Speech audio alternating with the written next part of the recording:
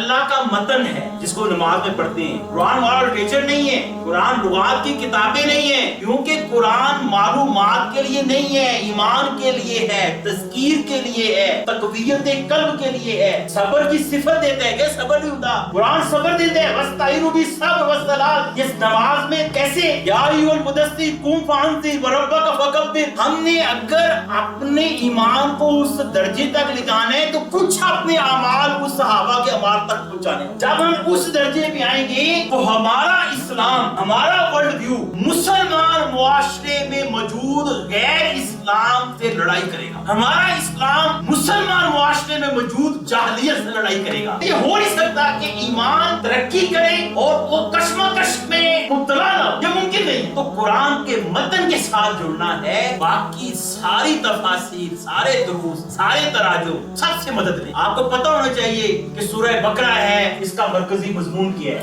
آپ کو پتہ ہونا چاہیے کہ سورہ بقرہ کو 21ویں صدی کے تناظر میں کس طرح پیش کروں گا, آل عمران کو کس طرح پیش کروں گا, احزاب کو کتنا پیش کروں گا, کتاب کو کیسے پیش کروں گا, سورہ سب کو. میں کہتا ہوں سب چھوڑیں. آپ کو یہ پتہ ہونا چاہیے کہ 114 سورتوں کا مرکزی مضمون کیا ہے. آپ کو یہ پتہ ہونا چاہیے کہ جب پورے قرآن کو آپ پڑھ لیتے ہیں تو آپ کا جو تصور توحید بنتا ہے, وہ تصور توحید کس مقام پہ آ کے تابوت سے ٹکراتا ہے, کیوں ٹکراتا ہے, یہ بیچ میں جنگ کہاں سے آ جاتی ہے, یہ بیچ میں لوہا کہاں سے آ جاتا ہے, یہ بیچ میں بدر لوہا کہاں سے آ جاتی ہے. تو آپ اس کا طریقہ فقط یہ ہے, آپ میں سے ہر فرد اپنا ذاتی قرآن کا نسخہ لے, قرآن کے علاوہ سیرت کا مطالعہ اور نیک صحبت اختیار کرنا. اپنے دوست بنائیں تو دیکھ کے بنائیں, اس کا ایمان ہے. اگر آپ فجر میں کھڑے ہیں, آپ کے ساتھ آپ کے 4 دوست بھی کھڑے ہیں, تو آپ اور طرح کی صحبت, قرآن فہم کے ساتھ, متن اور سمجھ کے ساتھ, سیرت کا مطالعہ اور نیک صحبت آپ کو دستیاب ہے. یہ تنظیم